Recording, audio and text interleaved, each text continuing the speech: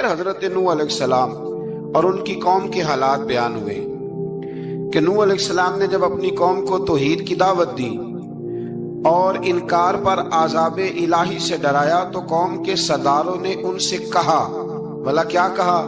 کہنے لگے آپ تو ہم جیسے بشر ہیں، تو ہماری طرح ہی ہیں آپ، اور آپ کے پیروکار پسماندہ یعنی غریب لوگ ہیں اور کم عقل لوگ ہیں۔ ہماری رائے میں آپ کو معاذ اللہ ہم پر کوئی فضیلت حاصل نہیں، بلکہ معاذ اللہ ثم معاذ اللہ۔ کہنے لگے آپ تو جھوٹے ہیں، اللہ کے نبی کو کہہ رہے ہیں معاذ اللہ، استغفر اللہ۔ نوح علیہ السلام نے جواب دیا کہ میں اپنے رب کی جانب سے واضح دلیل رکھتا ہوں اور اس نے مجھے رحمت سے نوازا ہے، لیکن تم میرے مقام کو سمجھنے کی صلاحیت نہیں رکھتے، تم اتنی صلاحیت رکھتے نہیں ہو۔ اور پھر ارشاد فرمایا کہ میں تم سے دعوت حق کے صلے میں کسی اجر کا طلبگار نہیں ہوں، اور نہ ہی میں اہل ایمان کو اپنے پاس سے دھتکارنے والا ہوں، اور میں نے یہ دعویٰ بھی نہیں کیا کہ میرے پاس اللہ کے خزانے ہیں، اور نہ میں از خود غیب جاننے والا ہوں، اور نہ ہی میں یہ کہتا ہوں کہ میں فرشتہ ہوں، نہ میں یہ کہتا ہوں کہ جن لوگوں کو تم اپنی نظروں میں حقیر جانتے ہو اللہ انہیں خیر سے نہیں نوازے گا۔ فرمایا یہ ٹھیک ہے کہ اللہ بشروں میں سے رسول بناتا ہے، پر جسے بناتا ہے پھر اسے بڑی شانیں عطا فرماتا ہے۔ پہلے دن سے انسان کا یہ مسئلہ ہے، پہلے دن سے انسان کا یہ مسئلہ ہے کہ وہ کہتا ہے میں انسان سے ہدایت حاصل کروں، لیکن رب نے بھی قانون بنایا ہے کہ اللہ تبارک و تعالیٰ بندے پر ہی وحی فرماتا ہے، فرشتوں اور جنوں کو اللہ نے اس منصب کے لیے منتخب نہیں فرمایا۔ قوم نوح نے کہا کہ آپ نے ہم سے بہت بحث کی معاذ اللہ، بس جس عذاب سے آپ ہمیں ڈرا رہے ہیں وہ لے آئیے۔ تو نوح علیہ السلام نے کہا کہ اللہ چاہے گا تو تم پر عذاب بھی آ جائے گا۔ آیت نمبر 37 سے 47 میں بتایا کہ اللہ تعالیٰ کی طرف سے نوح علیہ السلام کو حکم ہوا کہ ہماری نگرانی میں اور ہماری وحی کے مطابق آپ کشتی بنائیے، اور ظالموں کے بارے میں ہم سے کوئی بات نہ کریں۔ حضرت نوح کی خواہش تھی کہ یا اللہ انہیں بھی معاف کر دیں، فرمایا یہ ظالم ہے تو میرے نبی ان کے بارے میں مجھ سے کوئی بات نہ کریں، وہ ضرور غرق ہو جائیں گے۔ پھر وہ کشتی بنانے لگے، اور جب ان کی قوم کے سردار ان کے پاس سے گزرتے تو ان کا مذاق اڑاتے۔ یہ آپ کیا کر رہے ہیں؟ آج بھی وزیر مشیر بڑے بڑے لوگ اللہ ماشاءاللہ دینداروں کا مذاق اڑاتے نہیں؟ اڑاتے ہیں کہ نہیں اڑاتے مذاق؟ یہ کن کا طریقہ ہے؟ یہ تو قرآن مجید کہہ رہا ہے کہ حضرت نوح کی قوم جو کافر تھی ان کا طریقہ ہے اہل ایمان کا مذاق اڑانا۔ تو وہ مذاق اڑانے لگے۔ نوح علیہ السلام نے کہا کہ وہ وقت آنے والا ہے کہ جب تمہارا مذاق اڑایا جائے گا اور تمہیں پتہ چل جائے گا کہ رسوا کن عذاب کس پر آئے گا۔ اللہ تعالیٰ نے فرمایا جب ہمارا حکم عذاب آ پہنچا اور تندور ابلنے لگا، تندور سے آگ نکلا کرتی ہے، پانی نہیں نکلا کرتا، اور نوح علیہ السلام کی قوم پر جب عذاب آیا تو پانی تندور سے نکلا، تندور سے اللہ نے پانی نکالا، جہاں سے پانی نکلا نہیں کرتا، تندور ابلنے لگا۔ اللہ اکبر۔ تو اللہ تبارک و تعالیٰ نے فرمایا تو ہم نے نوح علیہ السلام سے کہا کہ آپ خود اور اپنے گھر والوں کے ساتھ اس کشتی میں سوار ہو جائیں اور اہل ایمان کو بھی سوار کر لیں، اور ہر چیز کے جوڑے یعنی نر اور مادہ کو سوار کر لیں، اور ان کے ساتھ ایمان والے بہت کام تھے۔ حضرت نوح علیہ السلام دعائیں پڑھتے ہوئے سوار ہو گئے۔ پھر کیا ہوا؟ کشتی انہیں پہاڑوں جیسی موجوں میں لے جا رہی تھی کہ نوح علیہ السلام الگ کھڑے ہوئے اپنے بیٹے سے فرمانے لگے اے بیٹے ہمارے ساتھ کشتی میں سوار ہو جا اور کافروں کے ساتھ نہ رہو۔ اس نے یعنی نوح علیہ السلام کے بیٹے نے کہا کہ میں آپ کے ساتھ نہیں بیٹھوں گا، ابھی کوئی پہاڑ آئے گا تو میں پہاڑ کی پناہ لے لوں گا۔ اگر کسی نیک آدمی کا بیٹا کبھی غلط نکل آئے تو اس کا مطلب یہ نہیں کہ اس نے تربیت ٹھیک نہیں کی، ہاں یہ اعتراض چھوڑ دیں، اس لیے کہ نوح علیہ السلام کا بیٹا کافر ہو گیا۔ اور جب سیلاب نظر آیا تو اس سے کہا کہ آجا سوار ہو جا، تو کہنے لگا میں نہیں بیٹھوں گا، میں تو کسی پہاڑ کی پناہ لے لوں گا اور میں اس کے اندر چھپ جاؤں گا اور وہ پہاڑ مجھے پانی سے بچا لے گا۔ نوح علیہ السلام نے کہا آج اللہ کے حکم کے سوا کوئی بچانے والا نہیں ہے سوائے اس کے جس پر اللہ رحم فرمائے۔ پھر ان دونوں کے درمیان موج حائل ہو گئی، ایسے ایک موج اٹھی اور حضرت نوح کا بیٹا ڈوب گیا۔ اور جب حضرت نوح کا بیٹا ڈوبا، اللہ کی طرف سے حکم ہوا اے زمین اپنا پانی نگل لے، اے آسمان تھم جا، پانی خشک ہو گیا، اللہ کا فیصلہ نافذ ہو گیا اور کشتی کوہ جودی پر ٹھہر گئی۔ نوح علیہ السلام نے اللہ سے التجا کی، کیا میرے پروردگار میرا بیٹا اور میرے اہل سے ہے، اور تیرا وعدہ سچا ہے کہ تم میرے اہل کو بچا لے گا۔ اللہ نے فرمایا نوح وہ آپ کے اہل میں سے ہے ہی نہیں، وہ آپ کے اہل میں سے ہے ہی نہیں۔ اہل میں سے وہ ہوگا جو آپ کے طریقے پہ چلے گا، جو طریقے پہ نہ چلے وہ نسل میں سے ہے ہی نہیں، وہ ختم ہو گئی بات۔ اللہ اکبر۔ اس کے اعمال ٹھیک نہیں، جس بات کی حقیقت کا آپ کو معلوم نہ ہو اس کے بارے میں سوال نہ کریں۔ تو نوح علیہ السلام نے اللہ تعالیٰ سے اپنی اس اجتہادی خطا پر مغفرت اور رحم کی دعا کی۔ پھر طوفان نوح تھم جانے کے بعد وہ سلامتی کے ساتھ اتر گئے۔ اجتہادی خطا، میں نے ایک لفظ بولا ہے، یہ اجتہادی خطا کا مطلب یہ ہے کہ بعض اوقات انبیاء سے ایسی باتیں سرزد ہو جاتی ہیں کہ جو تعلیم امت کے لیے ضروری ہوتی ہیں، تاکہ لوگوں کو پتہ چل جائے کہ اللہ کی بارگاہ میں توبہ کیسے کرتی۔ اگر وہ لوگ توبہ نہ کرتے تو ہمیں توبہ کے طریقے سمجھ میں، یعنی ان سے اجتہادی خطا ہو گئی، کہنے میں کرنے میں کوئی ایسی بات ہو گئی جو بظاہر اللہ تعالیٰ کی رضا والی، تو فوراً معافی مانگ لیتے تھے۔ لیکن اب امتی اٹھ کے کہے کہ نبی گناہ گار ہے معاذ اللہ۔ حضرت آدم نے دعا مانگی تھی نا، ربنا ظلمنا انفسنا، اے اللہ ہم نے اپنی جانوں پر ظلم کیا۔ انہوں نے کہا تھا تو اگر کوئی بندہ حضرت آدم کو ظالم کہے گا تو کافر ہو جائے گا، تو اگر وہ کہے کہ وہ تو خود کہہ رہے ہیں، ایک بندہ اڑ جاتا ہے کہتے تو خود کہہ رہے ربنا ظلمنا، تو خدا کے بندے وہ اللہ کے نبی ہیں، وہ رب سے کہہ رہے ہیں، وہ عاجزی کے طور پر کہہ رہے ہیں۔ کچھ لوگ اڑ جاتے کہتے خود حضور نے کہا ہے جی انا بشر مثلکم، میں تمہاری طرح کا بشر ہوں، خود نبی پاک نے کہا ہے۔ تو عجیب بیوقوف بندے ہو، نبی کریم تو کہہ سکتے ہیں پر امتی اٹھ کے نہیں کہہ سکتا۔ اس نے تو کہنا ہے وہ حبیب اللہ ہے، اس نے تو کہنا ہے وہ قیامت میں شفاعت کرنے والے ہیں، امتی نے تو کہنا ہے وہ سارے نبیوں کے سردار ہیں، وہ امام الانبیاء ہیں۔ امتی وہ لفظ ادا کرے گا جو اس کے بنتے ہیں۔ اب کوئی بندہ اٹھ کے کہہ دے، دیکھے نا ایک بہت بڑا عالم تقریر کرتے ہوئے کہہ دی میں تو ان پڑھ آدمی ہوں، تو اس کا شاگرد کہے کہ استاد جی قسم اٹھائے آپ نے تقریر میں کہا نہیں میں ان پڑھ ہوں، آپ تو ان پڑھ ہے۔ تو یہ بات ادب ہے کہ بے ادبی ہے؟ چلیں اس سے آگے چلتے ہیں، یہ بھی ذرا مشکل سے سمجھ میں آئے گی۔ ایک اور بات جو جلدی سمجھ میں آ جائے گی، ایم این اے جب اعلان کرتا ہے، تقریر کرتا ہے، الیکشن لڑتا ہے تو کہتا نہیں میں قوم کا خادم ہوں، کہتے ہیں نا کہ میں قوم کا خادم سے آپ کیا کچھ کراتے ہو؟ سارے کام کراتے ہیں نا۔ خادم کو بندہ یہ بھی کہہ لیتا ہے کہ جھاڑو دے دے گلی میں، کہتے ہو کہ نہیں کہتے؟ تو اس نے بھی تو سپیکر میں کہا میں خادم ہوں، کہو اس سے کہ جھاڑو دے گلی میں آ کے، پھر پتہ کیا حال ہوگا؟ جھاڑو تو نہیں آئے گا اور ہو سکتا ہے کچھ ہے آ جائے۔ تو اس لیے اب کوئی بندہ کہ جی انہوں خود کہا ہے، تو ایک کچھ پوری جماعت ہے لوگوں کی جو بات کو سمجھتی نہیں، کہتے ہیں خود کہا ہے میں بشر ہوں، انہوں نے خود کہا میں غیب نہیں جانتا، انہوں نے خود کہا میرے پاس خزانہ کوئی نہیں، انہوں نے خود کہا میرے پاس کوئی شے نہیں۔ اس لیے آپ سمجھیں کسی کے لفظوں پر اگر آپ گرا لگا کے بیٹھیں گے تو پھر اس سے بے ادبی ہوگی۔ تو نوح علیہ السلام نے اللہ سے اپنی اجتہادی خطا کی معافی مانگی۔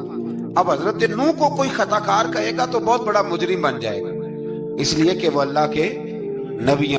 آیت نمبر 50 میں قوم عاد کا ذکر ہے اور ان کی طرف دعوت توحید دینے کے لیے اللہ تعالیٰ نے حضرت ہود علیہ السلام کو بھیجا۔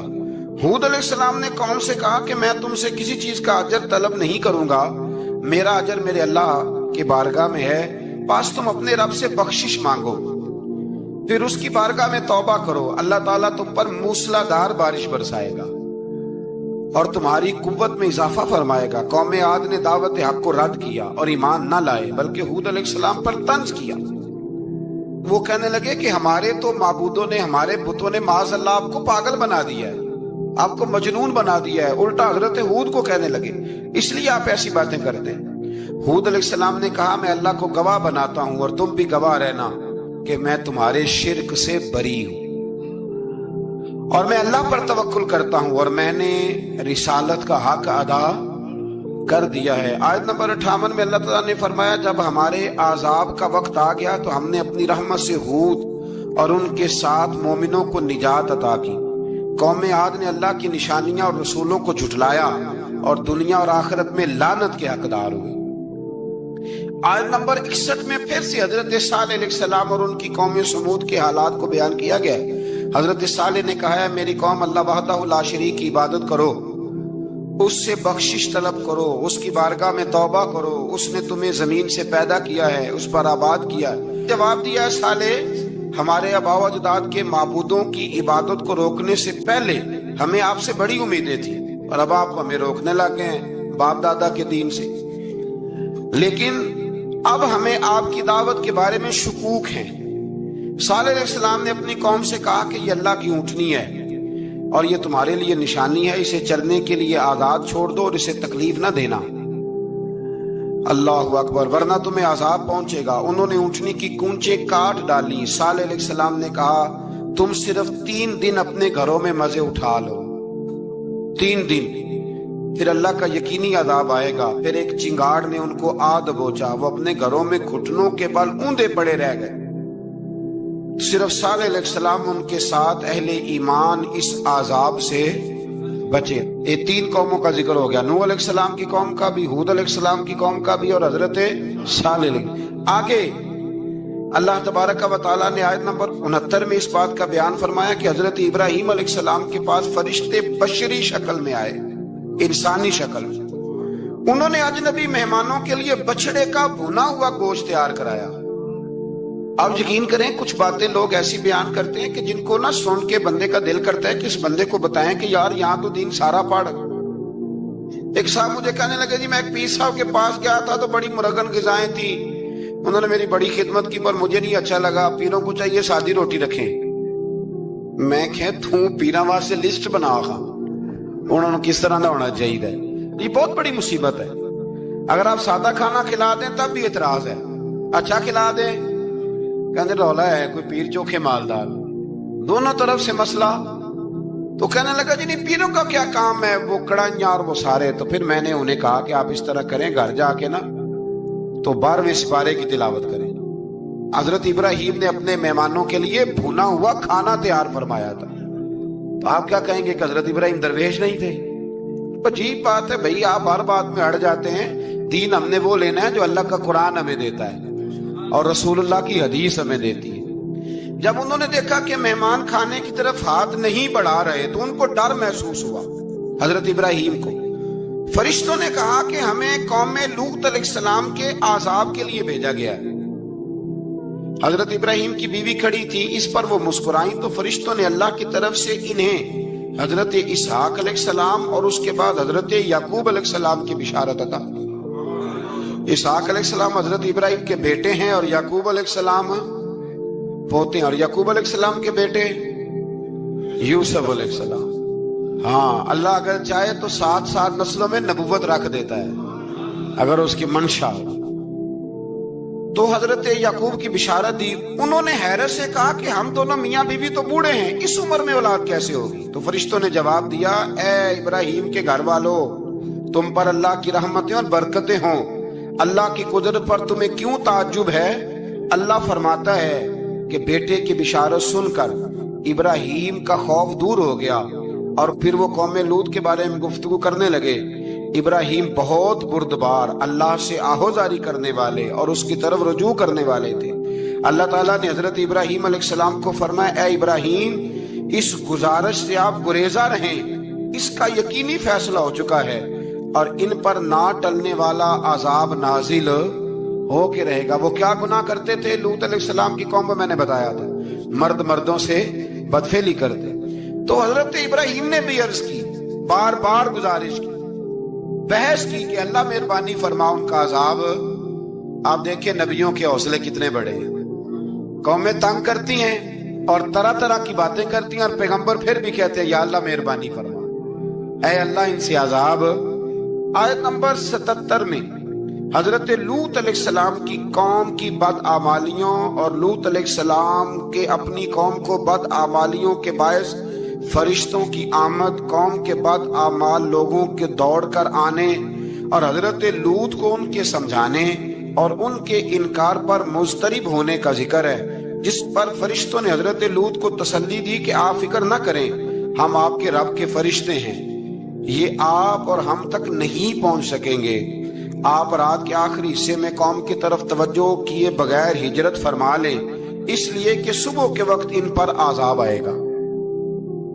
جب اللہ کا عذاب آیا تو اس نے بستی کے اوپر کے حصے کو نیچے کر دیا اور قوم لوط کے اوپر اللہ کی طرف سے لگاتار نشان زدہ پتھر برسائے گئے، لگاتار پتھر آئے۔ آیت نمبر 84 میں اللہ تعالیٰ نے حضرت شعیب علیہ السلام اور ان کی قوم کا ذکر فرمایا ہے اور ان کے جرائم کو بیان کیا گیا ہے۔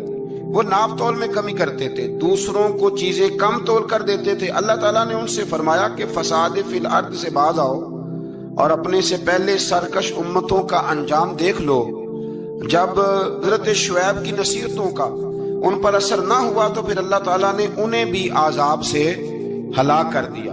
آیت نمبر 94 میں فرمایا کہ جب ہمارا عذاب آیا تو ہم نے اپنی رحمت سے حضرت شعیب اور ان پر ایمان لانے والوں کو بچا لیا، اور ظالموں کو ایک زبردست چنگاڑ نے پکڑ لیا تو صبح وہ اپنے گھروں میں اونٹے منہ پڑے تھے، گویا وہ کبھی وہاں آباد تھے ہی نہیں۔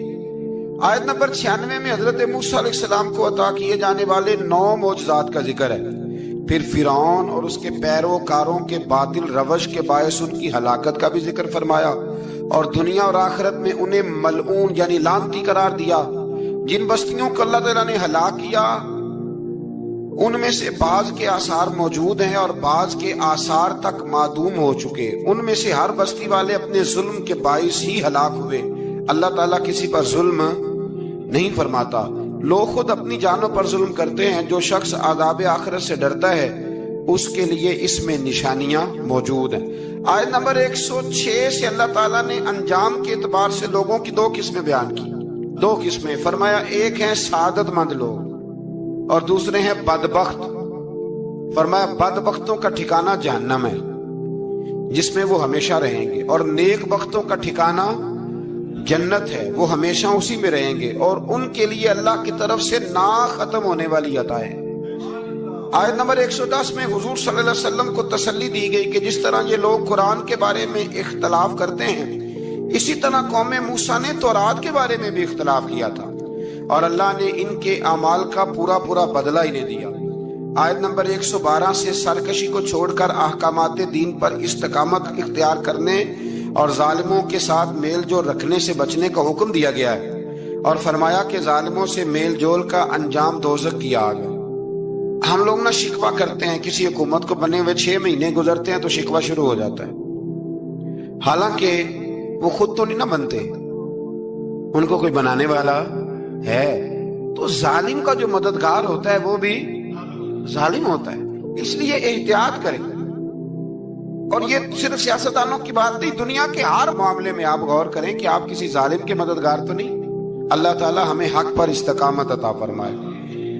آیت نمبر 114 میں دن کے دونوں طرفوں میں اور ابتدائی رات کے کچھ حصے میں اللہ تعالیٰ نے نماز قائم کرنے کا حکم دیا ہے۔ رات کے کچھ حصے میں بھی نماز پڑھنی چاہیے، اور یہ بھی بتایا کہ بے شک نیکیاں گناہوں کو مٹا دیتی ہیں، اور یہ نصیحت قبول کرنے والوں کے لیے نصیحت ہے۔ آیت نمبر 120 میں اللہ تعالیٰ نے فرمایا کہ ہم آپ صلی اللہ علیہ وسلم کو رسولوں کی تمام خبریں آپ کے دل کی تسکین اور تقویت کے لیے بیان کرتے ہیں، اور ان میں مومنوں کے لیے نصیحت اور عبرت ہے کہ ان ساری باتوں سے عبرت پکڑ لو۔ بچہ صرف وہی جو اللہ کے نبیوں کے طریقے پہ چلا اور نبیوں کے ساتھ رہا، باقی بچ سکے نہیں۔ اللہ تعالیٰ کی طرف سے توحید و رسالت اور وقوع قیامت کے دلائل بھی ہیں۔ آیت نمبر 123 میں فرمایا کہ آسمانوں اور زمینوں میں سب غیب اللہ ہی کے ساتھ مختص ہیں، اور ہر کام اسی کی طرف لوٹایا جاتا ہے۔ آپ اسی کی عبادت کیجئے، اسی پر توکل کیجئے، اور آپ کا رب لوگوں کے اعمال سے غافل نہیں ہے۔ اسی بارے میں نا آگے سورۃ یوسف شروع ہو رہی ہے۔ اس کو اللہ تعالیٰ نے کہا ہے کہ یہ بڑا پیارا قصہ ہے، احسن القصص کا، قصوں میں سونا قصہ۔ تو یہ کچھ 12ویں پارے میں اور کچھ 13ویں پارے میں ہے۔ میں نے یہ ارادہ کیا ہے کہ یہ ایک ہی دن پوری بیان کی ہے۔ قوم سبت کا ذکر فرمایا اللہ نے۔ ہفتے والے دن کچھ لوگ نافرمانی کرتے ہیں، ہمارے بھی ہیلے بہانے ہیں نا آج کل کاروبار میں، تو اسی सिपारे की आयत नंबर 65 के अंदर अल्लाह ताला ने हजरत दाऊद की कौम का जिक्र किया कि अल्लाह ने उन्हें हुक्म दिया था कि हफ्ते वाले दिन मछलियां नहीं पकड़नी। तो वो कहते थे चलो हाथ लगा के नहीं पकड़नी, हाथ लगा के। वो हमारे लोग हीले बहाने तलाश कर लेते हैं ना, वो बड़े जनाब इंश्योरेंस वाला आ गया, अब वो बैंक वाला आ गया, अब वो फलाने साहब आ गए, वो तरोड़ मरोड़ के कहानियां बातें, और फिर हमें भी रास्ते मिल जाते हैं बचने के। मुफ्ती साहब ने कह दिया था ओ एक मौलाना से, मैंने इनको कहा हफ्ते वाले दिन मछलियां नहीं पकड़ने का, नहीं पकड़ते, छोटे छोटे हौज बना लिए। तो मछलियां ज्यादा आती थी उस दिन, ये भी अल्लाह की कुदरत थी। नमाज के वक्त गाहक ज्यादा आते हैं, ये उसकी कुदरत होती है। तो वो मछलियां हौज में जमा हो जाती, यूं समझ लें कि जाल इन्होंने लगा लिए हुए थे, तो जाल में वो फंसती रहती थी, हौजों में आती रहती थी। हफ्ते को नहीं पकड़ते थे, इतवार को पकड़ लेते थे, तो फिर अल्लाह ने इन्हें सजा दी। फरमाया तमाशे करते हो अल्लाह के हुक्म के साथ। क्या सजा दी? फकुलना लहुम कूनू किरादतन खासीन, फरमाया बंदर बन जाओ धुतकारे हुए। जो रिस्क हराम तरीके से कमाते थे रब उन्हें बंदर बना देता था। अभी भी मैंने देखे हैं बड़े बड़े ताजर पागलों जैसी जिंदगी गुजार रहे हैं, नफसियाती तौर पे सुकून नहीं है, करोड़ों रुपया पड़ा है। क्यों? इसलिए कि रब के बताए हुए तरीके के मुताबिक तिजारत नहीं करते। आगे एक और दिलचस्प बात आ गई। बनी इसराइल के अंदर ना एक शख्स ने अपने चचा को कत्ल कर दिया जायदाद के लिए। ये देखे कब से लोग जायदाद के लिए कत्ल करते आ रहे हैं। चचा को कत्ल कर दिया, और कत्ल करके हजरत मूसा अलैहिस्सलाम के पास आए कि मेरे चचा को किसी ने कत्ल कर दिया है, तो बताएं क्या करना है। तो आपने फरमाया कि गाय ज़िबा करो और उसका एक टुकड़ा मकतूल को मारो, मरने वाले को, वो खुद उठ के बता देगा मुझे किसने कत्ल किया है। अब इरादा नहीं था गाय ज़िबा करने का, तो बहाने करने लगे। इरादा नहीं ना होता तो फिर क्या होते हैं? कहने लगे गाय किस तरह की हो, बूढ़ी हो के बच्ची हो, रंग कैसा हो, जवान हो कि छोटी हो, हाल में एक दफा चलना सीख गई हो या अभी ना सीखी हो। तो बताते गए तो रब भी शर्तें बयान करता गया। गहरे जर्द रंग की हो, हाल के अंदर उसे ना चलाया गया हो, पानी ना निकाला गया हो, ना बच्ची हो ना जवान हो, इसके दरमियान हो। ये सारी शर्तें कहां पाई जाती थी? हजरत मूसा अलैहिस्सलाम की कौम का एक शख्स था जो अल्लाह का वली था। वो जब इंतकाल करने लगा ना, अल्लाह अकबर, देखो रब वलियों की औलादों पर भी कितना फजल फरमाता है। वो जब इंतकाल करने लगा तो एक उसके पास छोटी सी बच्चियां थी, गाय की बच्ची, उसने जंगल में छोड़ दी। कहने लगा या अल्लाह मैं तेरे नाम पे छोड़ता हूं, मेरा बच्चा जवान हो जाए तो उसे दे देना, और तो सरमाया ही कोई नहीं। बच्चा बड़ा हुआ तो बच्चा भी बड़ा नेक था, अपनी माँ का बड़ा फर्मा बरदार था। उसकी माँ ने कहा बेटा तेरे बाप ने एक गाय छोड़ी थी। तो बच्चा जंगल में गया और जाके कहने लगा ऐ अल्लाह मेरी गाय मुझसे मिला दे। तो रब करीम ने वो गाय वापस कर दी। वो गाय घर ले आया। अब वो कहने लगा अम्मा बेच दूं। तो अम्मा कहने लगी बेटा मेरे पूछे बगैर ना बेचना। कई दफा कहा लगे, पर उसने कहा जब तक मेरी अम्मा ना कहेगी मैं बेचूंगा। उधर बनी इसराइल वाले शर्तें जितनी गाय के बारे में पूछ चुके थे वो सारी इसी गाय में पाई जाती थी। तो ये ढूंढते ढूंढते वहां पहुंच गए। तो कहने लगे गाय चाहिए। तो उसने कहा भी तुम्हारी मर्जी से नहीं, कीमत मेरी मर्जी की। एक मुफस्सर ने तो यहां तक लिखा है कि उसने कहा गाय ज़िबा करके ना, तो जितना गाय के अंदर गोश्त होगा ना उतना ही खाल के अंदर तो मुझे माल भर के दोगे, उतने सिक्के भर के दोगे, उतनी अशरफियां भर के दोगे तो फिर तुम्हें गाय दूंगा। तो फिर ये गाय उन्हें मिली और ये गाय लेकर के आए। ज्यादा सवालात ना करते तो ज्यादा उलझते ना। हम भी दीन के मामले में बड़े सवाल जवाब करते हैं, उतना सवाल करें जितनी उसकी जरूरत है। इन लोगों ने सवालात ज्यादा किए तो फिर उलझ ज्यादा गए। तो मेरे भाई इसका जिक्र भी अल्लाह तबारक व तआला ने पहले पारे के अंदर बयान फरमाया। फिर अल्लाह करीम ने फरमाया कि कुछ ऐसे लोग भी हैं यहूदियों में से जिनका दावा हो गया है कि हम अल्लाह के बड़े प्यारे हैं। फरमाया ये सिर्फ उनके मुंह की बातें हैं, ये तो क़यामत में पता चलेगा ना कि अल्लाह का प्यार किसके साथ ज्यादा है। और फिर ये भी यहूदियों ने दावा किया है, इसी पारे में अल्लाह फरमाते हैं कि इनका दावा है कि हम अल्लाह के बड़े प्यारे हैं, जन्नत में हम ही जाएंगे। तो अल्लाह फरमाते हैं फिर मरने की दुआ तो करो, जन्नत में तो मर के जाना है ना। लेकिन रब फरमाते हैं ये कभी मरने की दुआ نہیں کریں گے، اس لیے کہ انہیں پتہ ہے کہ ہم نے آخرت کے لیے کیا بھیجا۔ لیکن جی پہلا حکم آ گیا یا ایھا الذین آمنوا کہہ کے، پہلی آیت قرآن پاک کی پہلے سپارے میں پہلی آیت جس میں اللہ نے کہا یا ایھا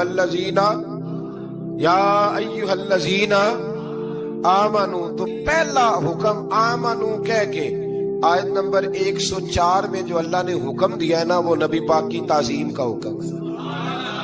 پہلا حکم ہی اللہ نے حضور کی عزت اور ناموس کا ارشاد فرمایا۔ پہلا اس ترتیب کے لحاظ سے وہ ہوا یہ کہ جب نبی پاک کو بات ارشاد کرتے تو صحابہ کرام اٹھ کے عرض کرتے رائینا یا رسول اللہ، حضور سمجھ نہیں آئی ذرا رعایت کر دیں۔ تو یہودیوں کی عبرانی زبان کے اندر ذرا کھینچ کے پڑھتے تھے رائینا، تو اس کا معنی بنتا تھا معاذ اللہ اے ہمارے چرواہے، بکریاں چرانے والے کو بھی وہ رائینا کہتے تھے۔ تو جب صحابہ یہ کہنے لگے تو اللہ نے منع ہی کر دیا، فرمایا میرے محبوب کے غلاموں، اس لفظ کے پیچھے چھپ کے، اس لفظ کے پیچھے چھپ کے لوگ میرے نبی کی بے ادبی کر جاتے ہیں، تو جس لفظ کا کوئی ایک معنی بے ادبی والا بنتا ہو وہ لفظ بھی میرے نبی کے لیے نہ کہو، لفظ وہ والے کہو جس میں کوئی بے ادبی کا معنی نکلے نہ۔ یہاں لوگوں نے بڑے بڑے لفظ نہیں بول دیے، پھر کہتے میرا مطلب یہ تھا، میرا مطلب وہ تھا، تو تو نے وہ لفظ بولا کیوں جس کا کوئی غلط مطلب بھی نکل سکتا تھا؟ اللہ نے فرمایا یا ایھا الذین آمنوا لا تقولوا رائینا، اے ایمان والو رائینا کہو ہی نہ۔ تو یا اللہ کیا کہیں؟ فرمایا وقولوا انظرنا، تم کہو یا رسول اللہ ایک نظر فرمائیے۔ انداز دیکھیے، انظرنا ایک نظر۔ تو ہمارے بزرگ تو پہلے بڑے پیار والوں نے کہہ دیا یا رسول اللہ انظر حالنا۔ کہتے کہاں سے لاتے ہو جملے؟ میں نے کہا اللہ کی کتاب سے۔ یا رسول اللہ انظر حالنا، یا حبیب اللہ اسمع قالا، تو تم کہو انظرنا، محبوب نظر کرم کریں، واسمعوا، اور کیا ضرورت ہے دوبارہ پوچھنے کی؟ اللہ کہتا ہے پہلے ہی دھیان سے سنا کرو، پہلے ہی واسمعوا، پہلے ہی احتیاط سے سنو، وللکافرین عذاب علیم، اور کافروں کے لیے دردناک عذاب ہے۔